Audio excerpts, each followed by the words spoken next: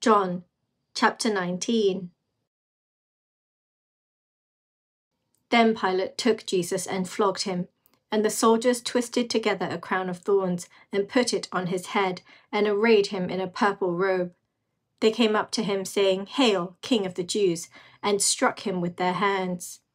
Pilate went out again and said to them, "See, I am bringing him out to you, that you may know that I find no guilt in him." So Jesus came out, wearing the crown of thorns and the purple robe. Pilate said to them, "Behold the man." When the chief priests and the officers saw him, they cried out, "Crucify him! Crucify him!" Pilate said to them, "Take him yourselves and crucify him, for I find no guilt in him."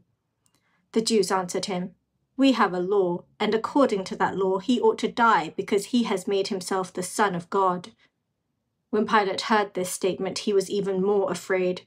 He entered his headquarters again and said to Jesus, "Where are you from?" But Jesus gave him no answer. So Pilate said to him, "You will not speak to me?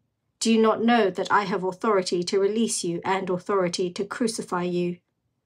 Jesus answered him, "You would have no authority over me at all unless it had been given you from above. Therefore, he who delivered me over to you has the greater sin." From then on, Pilate sought to release him, but the Jews cried out, "If you release this man, you are not Caesar's friend. Everyone who makes himself a king opposes Caesar." So when Pilate heard these words, he brought Jesus out and sat down on the judgment seat at a place called the Stone Pavement, and in Aramaic, Gabbatha. Now it was the day of preparation of the Passover. It was about the 6th hour. He said to the Jews, "Behold your king." They cried out, "Away with him! Away with him! Crucify him!" Pilate said to them, "Shall I crucify your king?" The chief priests answered, "We have no king but Caesar." So he delivered him over to them to be crucified. So they took Jesus, and he went out, bearing his own cross, to the place called the Place of a Skull, which in Aramaic is called Golgotha. There they crucified him, and with him 2 others, one on either side, and Jesus between them. Pilate also wrote an inscription and put it on the cross. It read, "Jesus of Nazareth, the King of the Jews." Many of the Jews read this inscription, for the place where Jesus was crucified was near the city, and it was written in Aramaic, in Latin, and in Greek.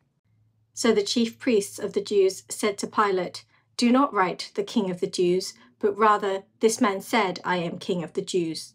Pilate answered, "What I have written, I have written."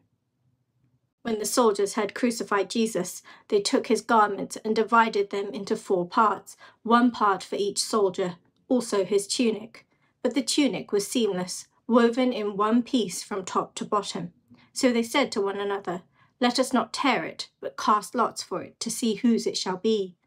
This was to fulfill the scripture, which says, "They divided my garments among them, and for my clothing they cast lots."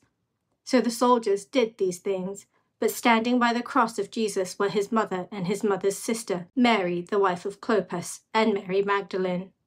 When Jesus saw his mother and the disciple whom he loved standing nearby, he said to his mother, "Woman, behold your son." Then he said to the disciple, "Behold your mother."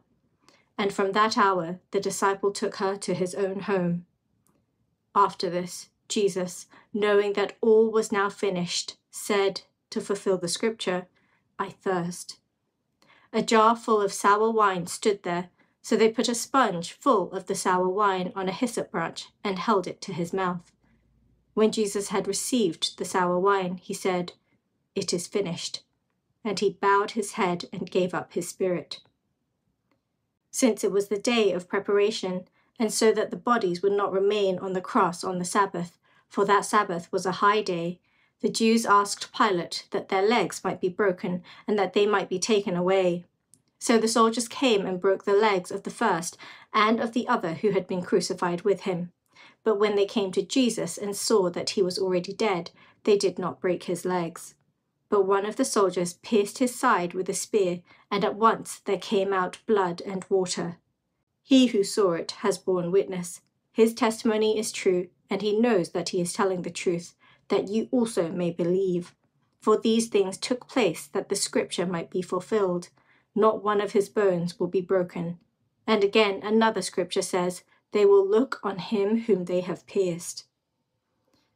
After these things, Joseph of Arimathea, who was a disciple of Jesus, but secretly for fear of the Jews, asked Pilate that he might take away the body of Jesus, and Pilate gave him permission. So he came and took away his body. Nicodemus also, who earlier had come to Jesus by night, came bringing a mixture of myrrh and aloes, about 75 pounds in weight. So they took the body of Jesus and bound it in linen cloths with the spices, as is the burial custom of the Jews. Now in the place where he was crucified there was a garden, and in the garden a new tomb in which no one had yet been laid. So because of the Jewish day of preparation, since the tomb was close at hand, they laid Jesus there.